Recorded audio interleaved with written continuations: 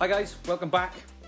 So last week we looked over the digital dash that I created, the custom cluster.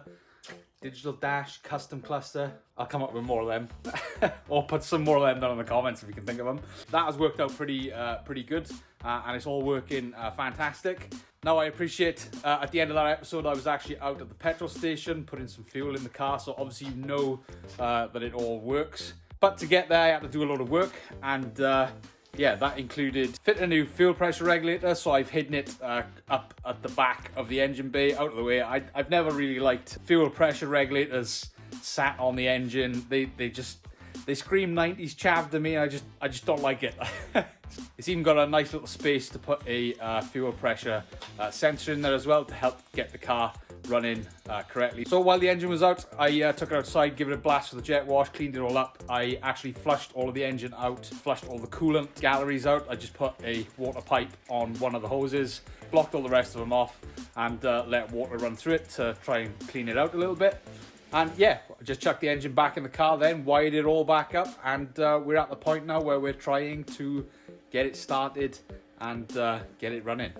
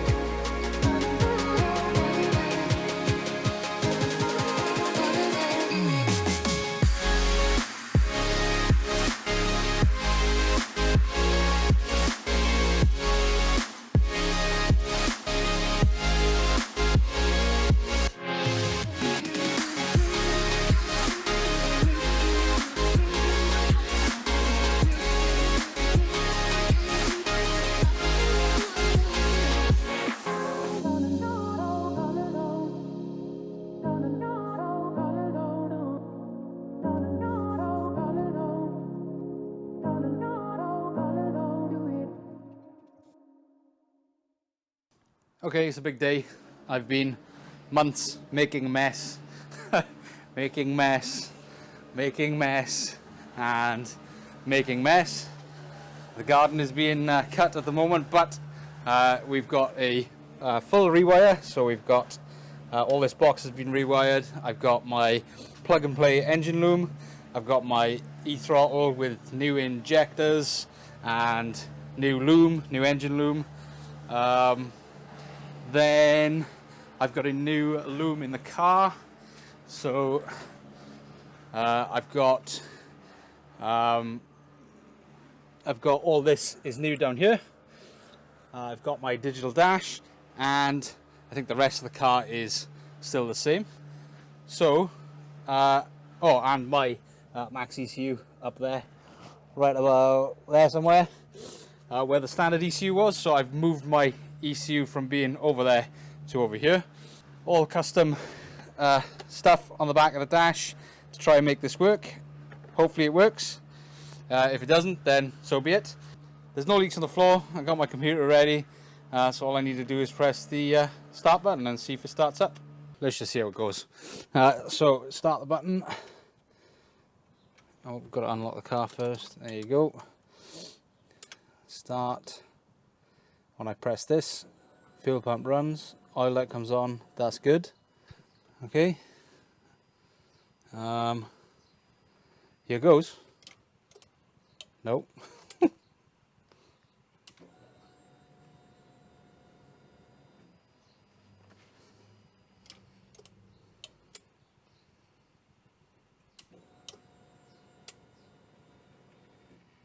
Oh, looks like my starter motor isn't turning. Right, try again. I've configured this properly now so that it allows it to start. So now hopefully, if I turn that off and hold this down. Oh, started in like that. Start again.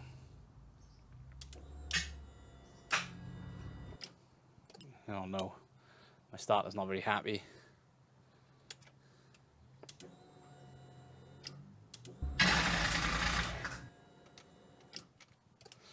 Oh no, that's a big problem. Oh no. Maybe it's just the starter motor that needs a crank over. We'll give it a go now. Take 12.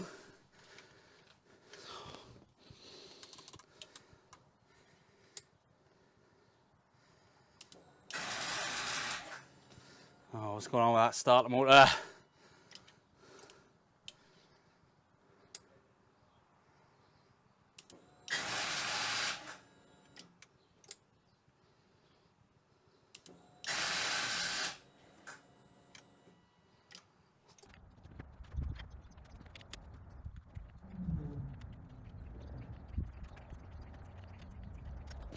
Okay, same thing again. You guys watch that light for me.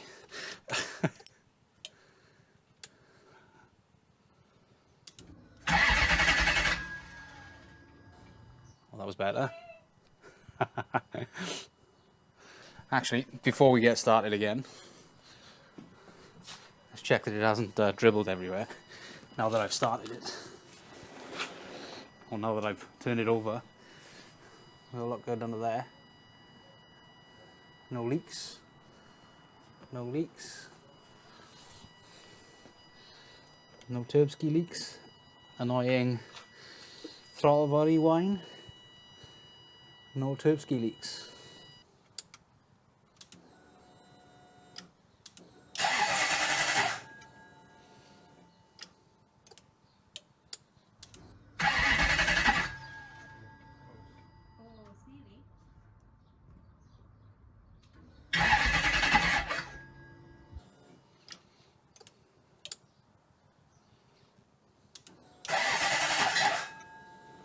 I wonder.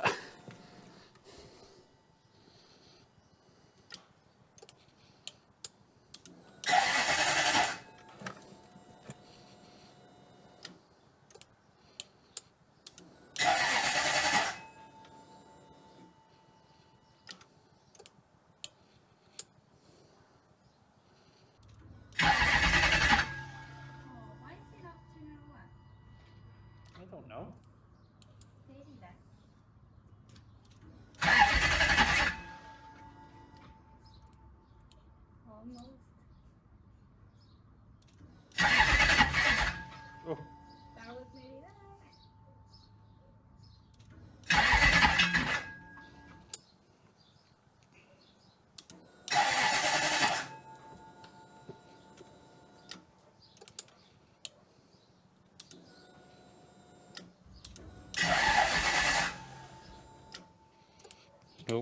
It's running out of juice.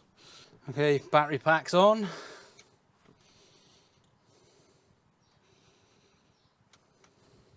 Got to unlock it first. There you go. Oof, that's better.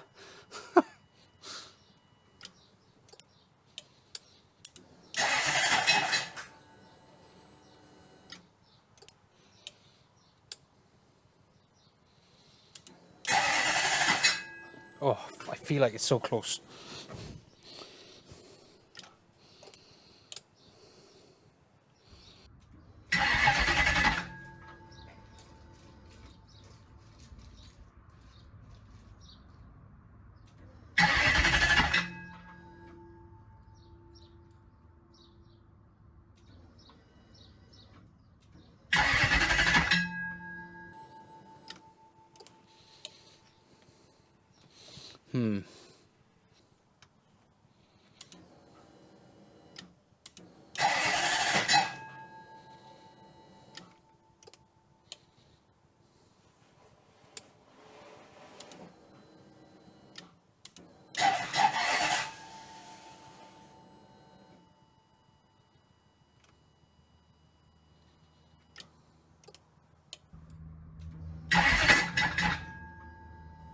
Oh, didn't like that.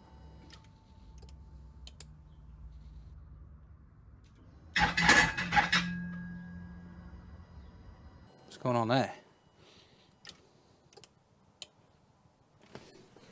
What's going on there? Right, I'm going to give it a couple more turns before I'm just going to get rid of this start switch thing and hotwire it.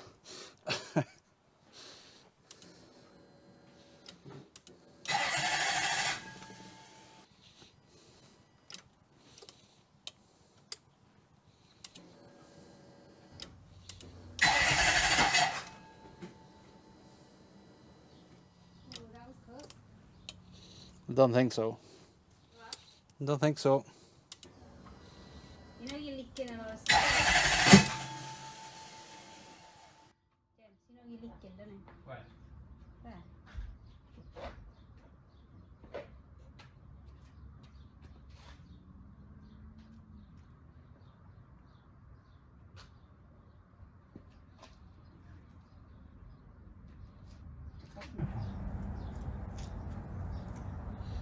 Oh my god, it's throw-in for out of the exhaust. Yes.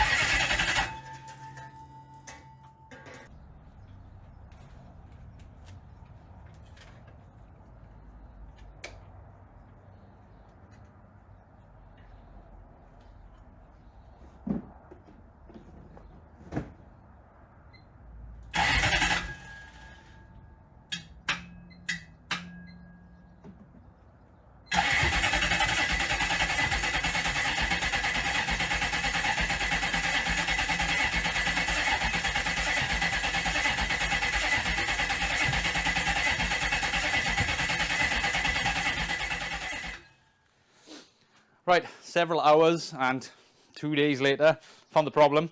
It was my bad, as always.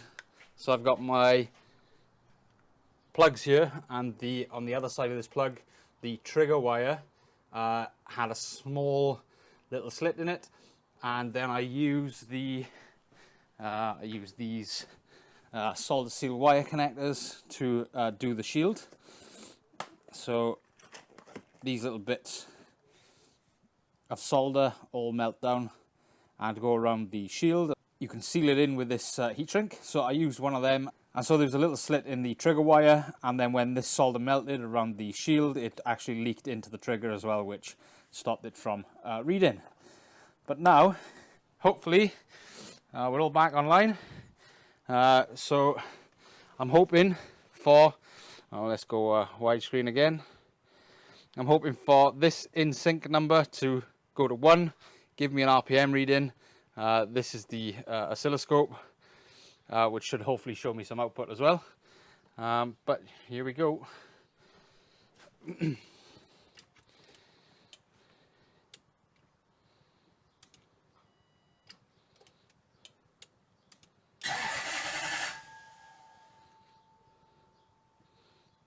Nothing, but it's seen something. Okay, I'm still getting nothing in sync and no RPM. Cam counter is actually counting though, so that's good. I'm going to try look at the trigger logger, see what's going on there.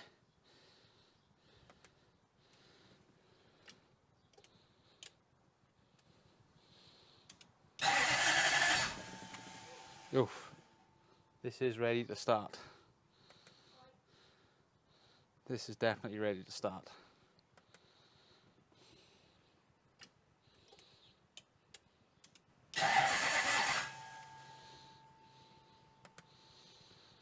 I mean, I could turn the fuel pump on and see how it goes. Either way, I think I need to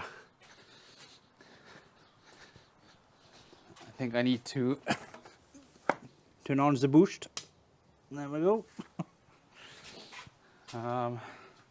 We can undo that and undo that. Still smells of fuel. Maybe it'll go.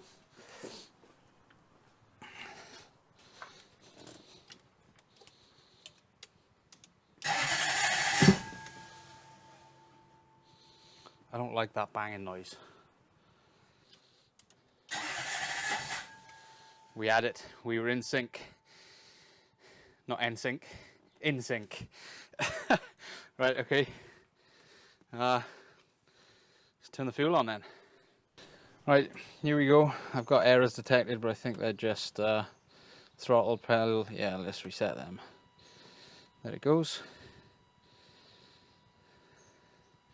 Does our throttle work? Yes, it does. So, yeah, I guess it's just a case of turning it off and fingers crossed.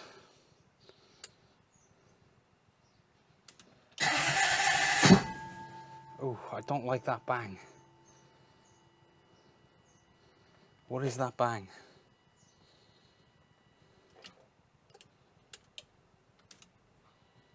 Oh, I've got no fuel pump. I need to reset my switch, that's right.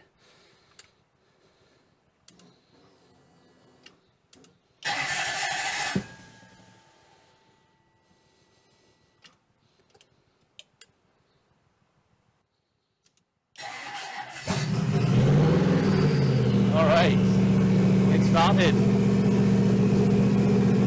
Nice. Whoop, whoop.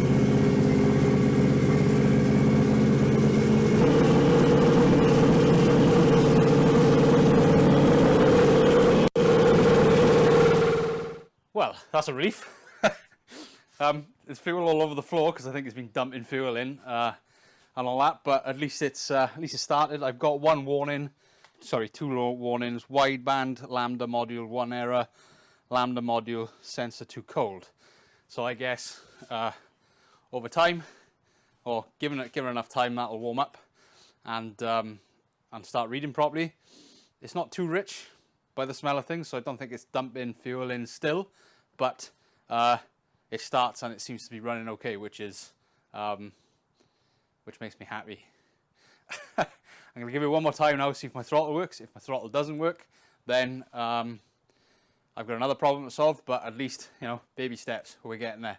I'll put all the coolant together, take it outside, put the exhaust on, because it'll stink in here otherwise, and take it outside, let it run for a bit and see if it can start learning itself and well, just running itself, I guess.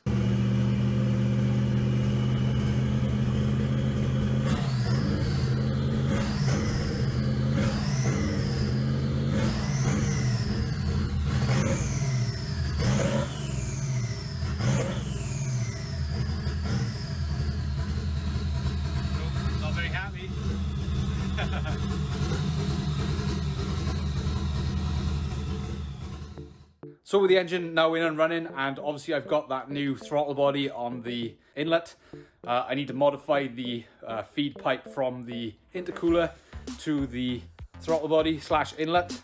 That was quite easy. That was just using some aluminium that I had hanging around here. I got some spare 2.5-inch aluminium pipe, cut my previous pipe up, re-welded it to fit, same as I've done with exhausts and previous pipes in previous episodes. Then I put that special fitting on the end, which allows that quick release fitting for the throttle body. I also put a bung in the pipe as close as I could to the throttle body to get a reasonable air temp reading from an air temperature sensor. That should just plug in as I previously planned when I built the loom to have a plug right there for it. So once that's all done, put it on the car. We can take the car outside to try and get it running properly, or checking things, making sure it gets up to temperature, making sure it doesn't, making sure it's got a limiter and all of this sort of stuff. Going through the computer software, making sure everything works well. And obviously it sounds really cool.